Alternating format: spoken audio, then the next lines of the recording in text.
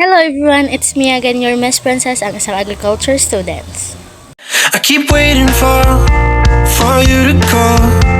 Sa ngayon ay pupunta kami sa San Miguel kasi ihahatid ko si Marky kasi nga may duty siya ngayon. At pagkatapos ay pupunta kami sa e-center sa May Bitinan kasi may sashing of candidates ngayon ng Binibining San Miguel. At makakasama ko later ay si Smarty at saka si Jacqueline, yung mga best friends ko. Ayan nga, hinintay ko muna si Marky kasi ayun kung kailan aalis saka pa mag-CCR. Ayan na si Coco Martin. Coco Martin, Kaugbaktin. Ha?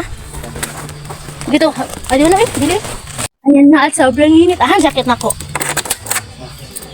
Patay na nga mga document. Patay na. Patay na. Ala, kung bulking.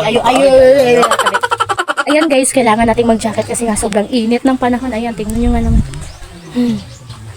Itong shades. Kailangan ko kasi magsuot ng shade kasi masakit yung mata ko pag naanong sa silaw. Bye!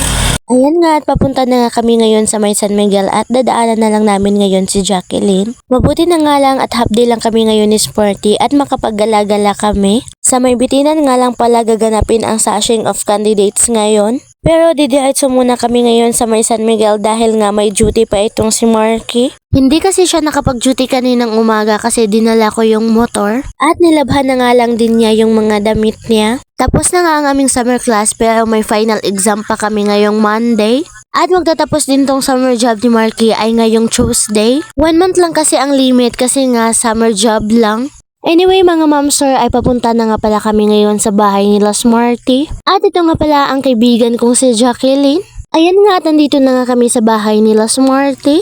At tingnan nyo nga naman itong si Ellie ay napaka-cute. Ito talagang si Ellie ang bumungad sa amin pag nandito na talaga kami. Hinintay na nga lang namin si Smarty na matapos sa pagligo at dumiretso na din kami dito sa May Bitinan. Hindi pa nga kami pumunta sa e-center kasi nga hindi pa nagsisimula. Kaya nagtambay na lang kaming tatlo dito sa may tabing daan. Tingnan nyo nga naman itong mga kasama ko ay nako ewan. Sa sobrang daming ang dumaan ay itong dalawang tong wala talagang pigil sa pagkain. Halos lahat ng dumaan ay nakatingin sa amin pero deadma lang talaga. Hinintay na nga lang namin yung live ng Igmat San Miguel para makapunta na kami sa may e-center. Pagdaan kasi namin hindi pa gaano kadami ng tao kaya dumiretso na din kami dito sa may gasolinahan basta ganon. Kaya dito muna kami nagtambay at nag-food trip na talaga. Imbes na yung pagkain namin na dadalhin namin sa e-center ay kinain na lang namin dito sa may tabing daan. Ito na nga bang sinasabi nila na street food? Ayan nga mga ma'am sir ay nandito na nga pala kami ngayon sa loob ng e-center. At tingnan nyo nga naman itong mukha ng kasama ko, agoy. Ayan nga, tandun na nga sa harap yung MC at magsisimula na nga.